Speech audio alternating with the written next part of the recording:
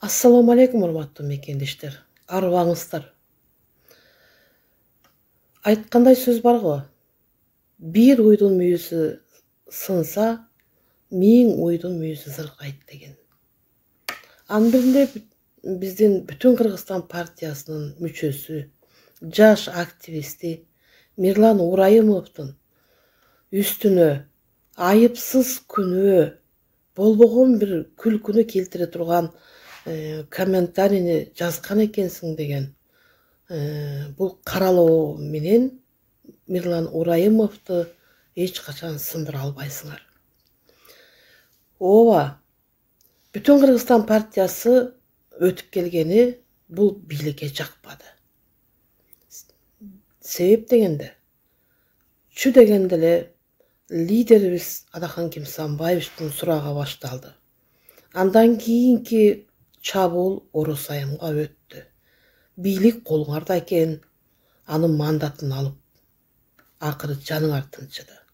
Андан кийинки иликтөөңөр бул Мирлан Урайымовго жеттиңер. Мирлан Урайымов өзү ким болгон?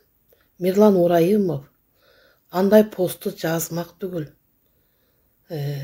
Оозунан 5 жашар балага дагы көңүлүн оорутпаган, өтө билимдүү, өтө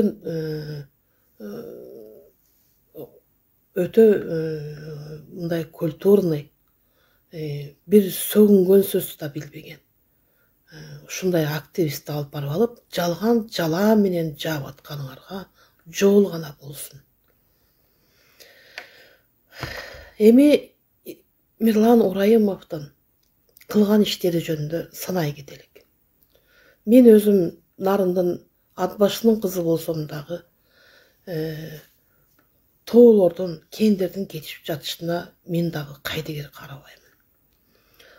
Өзгөндү билбеймин го, бирок ошондо өзгөндү түз передачадан берип турганда Мирлан Урайымовдун канчалаган эмгегин силер билбесеңер, ошо өзгөнү эли билет.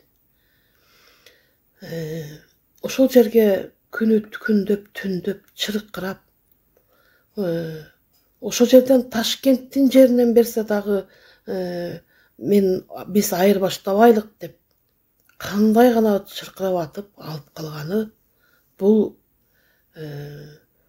бир жумурай журттун баарына таандык болгон деп жана алып калган. Ал эми Баткен согушунда жанагы бекзатыңар барбай жүргөндө бул ошол жердеги ошо канды кечип, ошол жердеги элдердин жарадар болуп жаткандагы жанына барып, жакшы сөзүн айтып, элдердин акыбалын сурап, ошол жерде күндөп, түндөп уктабай, түз комментарий алып берип жүргөн ушул балабыз болчу. Ошол үчүн жоопко тартасыңарбы? Ошол жерде бүтүн Кыргызстан партиясы эң биринчилерден болуп жардамын көргөзгөндө дагы ысыктын күнүндө ар бирине холодильник алып берген дагы алып чуркап жүргөн ушул балабыз болчу. Ошон үчүн жоопко тартасыңарбы?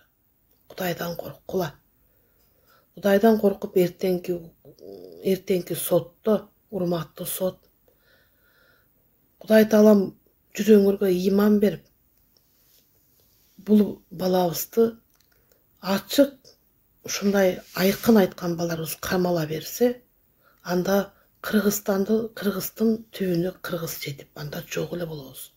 Ошон үчүн силерден как активист катары, как эне катары ушул Мирлан Урайымовдун боштондугун мен силерден талап кыламын. Мирлан Урайымовду камагы чакты канчалаган уурулар, канчалаган кескилер жүрөт го. Эмнеге аларды карабастан, чек араны чечпестен, эмне үчүн ушундай жакшылык кылган балдарыбызга асылабыз кайра? Кайра көтөрмөктү. Ошон үчүн эсиңерге келип, эртерээк этегибизди жапканыбыз жакшы болот.